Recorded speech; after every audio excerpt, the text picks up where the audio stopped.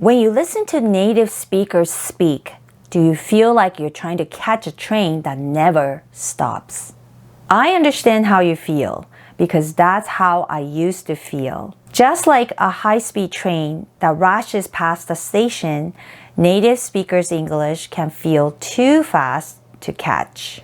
Today we're going to be talking about why you're having a hard time understanding native speakers' English and how you can improve your listening skills without expanding your vocabulary.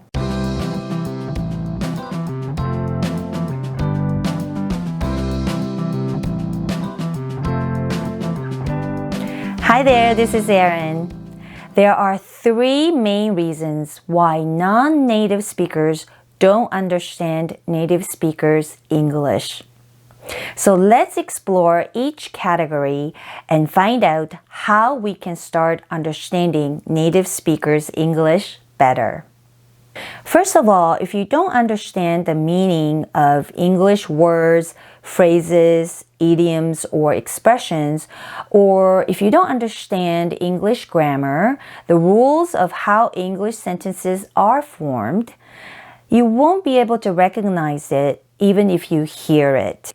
It will just pass by your brain like a speed train passing by the station because you won't be able to pick it up in spoken English. For example, this word. You actually hear this word a lot in real-life conversation, but most beginners and a lot of intermediate learners had never heard of this word. I myself had never heard of it until I came to North America. So let's say you're just like me who've never heard of this word before. Do you think you'll be able to understand this is the word that they're saying when you hear it? Of course not, right? Because you've never heard of it, you won't be able to recognize it, even if someone say this word. Not only that, you don't understand the meaning of this word either, even if you're seeing like this. Am I right? So the first reason why you don't understand native speakers' English could be because you don't understand English language itself. In other words, you don't understand the English words, phrases, idioms, expressions, or English grammars that are presented in the speech.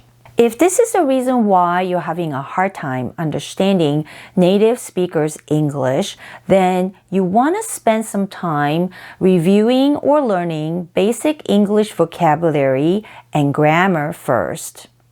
What will help you is to focus on learning frequently used English phrases made up of simple, easy English words that you probably already know that repeatedly show up in real-life conversations. Another reason why we don't understand native speakers' English is because we're not trained to follow at the speed of native speakers' English.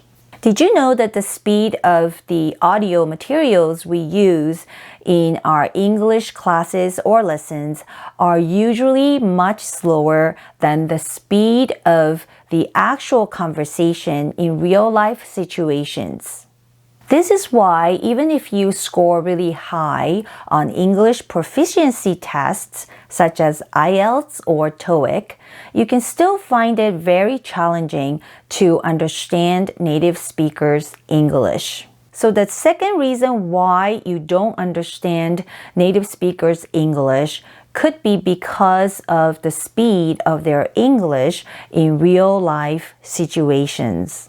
So I would recommend using video clips such as YouTube videos to train and practice your listening skills so you can follow at the speed of native speakers' English in real-life conversations.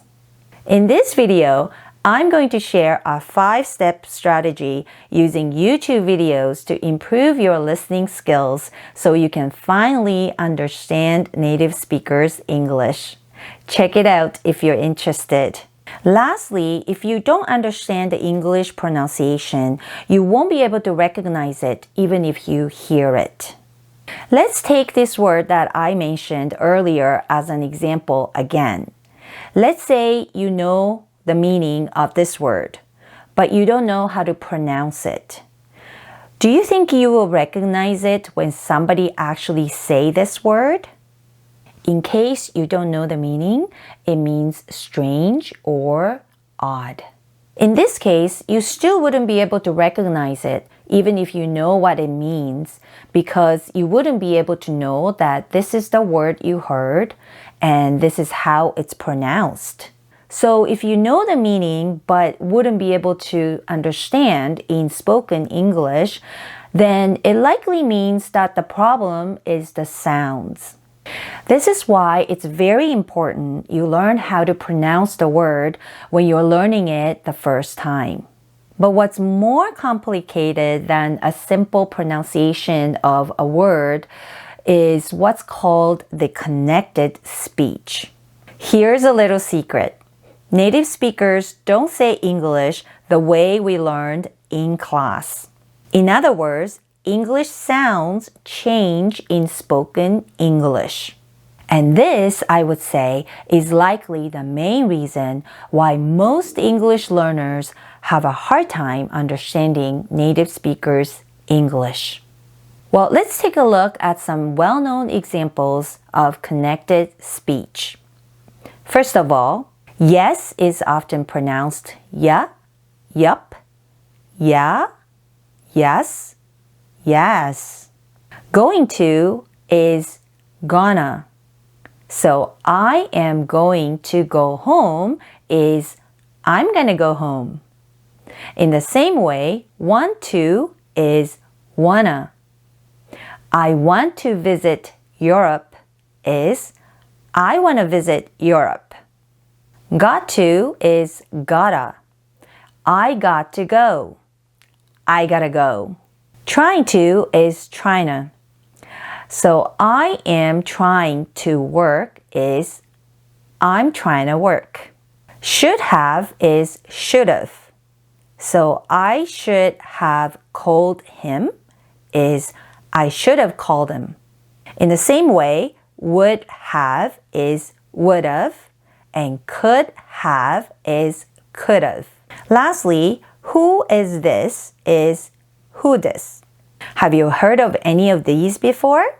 Comment below and let me know. So let's look at what kind of connected speech there is in English.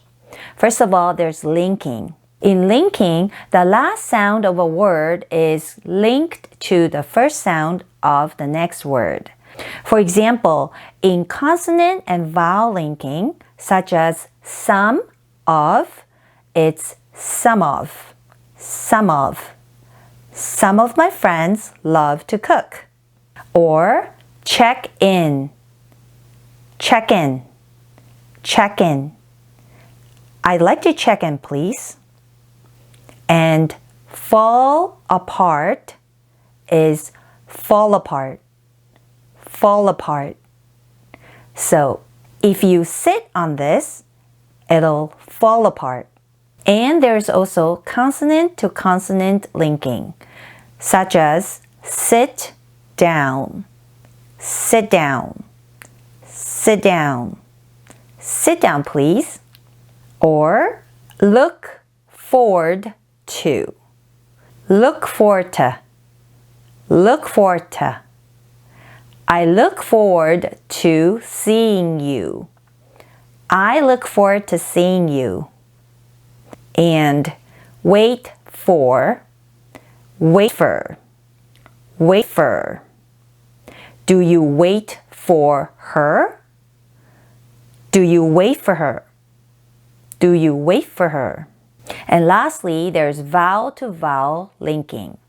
In vowel to vowel linking, usually there's a sound added in between the two words. For example, see it, see it, see it, see it, see it.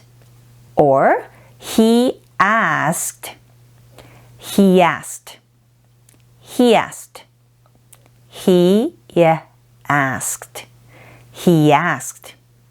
And do it, do it, Do it.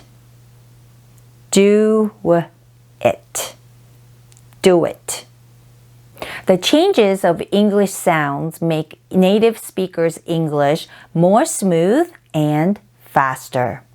In addition to these, there's also deletion, which is to drop or delete the consonant sound, usually at the end of a syllable rather than at the beginning. Sit down is an example of deletion because the T in sit is dropped in sit down. Sit down. So instead of sit down, it's sit down. Sit down. Can you hear it? Also, there's H dropping. In H dropping, the H sound is dropped. For example, was he is was-he. Was-he. You don't hear the H sound in he. And there is flapping. In flapping, the T sounds more like D. For example, in American English, instead of water as it is spelled, it is pronounced water. So the T sounds more like a D, but it's less distinct than D and a little faster. So water. And there's also assimilation. In assimilation, a sound is assimilated to a sound nearby. For example, in the is inna. Inna. As you can see, the TH sound in the is assimilated to the end sound. So it's inna. Inna. Blending is to blend two sounds and make them into a new sound. For example, where's your? Where's your car? Is where's your car? Where's your? Where's your? Instead of where's your. So that's blending. Also, what do you think is what you think. What you think.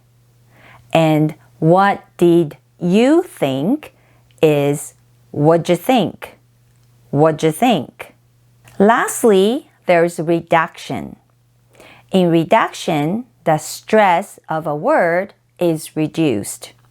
For example, and is often pronounced n. Like in soup and salad is pronounced soup and salad. Soup and salad. It sounds like super salad, doesn't it? And of is often pronounced a. So a lot of is a lotta. A lotta. Also, to, as we see earlier, is often pronounced as t. T. Look for to. Look for a t. Look for a t. And lastly, you is often ya or ya. Look for to seeing ya instead of seeing you. As you can see, if you don't know these changes of English sounds, even if you are reading a sentence and understanding it, you won't be able to understand it in spoken English. So the third reason why a lot of non-native speakers don't understand native speakers' English has to do with processing the changes of English sounds.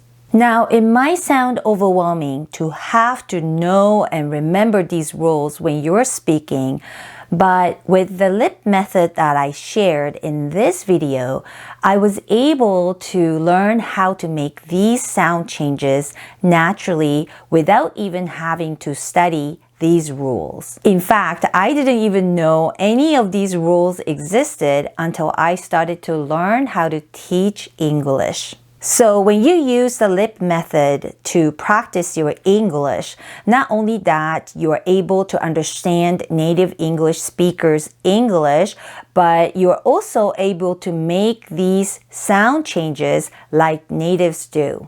Though it might not be overnight for you to begin to understand native speakers' English, with consistent practice, you can train your ears to get used to the rhythm, recognize the patterns, and eventually jump on board with confidence. So don't give up. Keep practicing. Let me know if you have any questions or comments. I'm cheering you on. Thank you so much for watching. Until next time, God bless.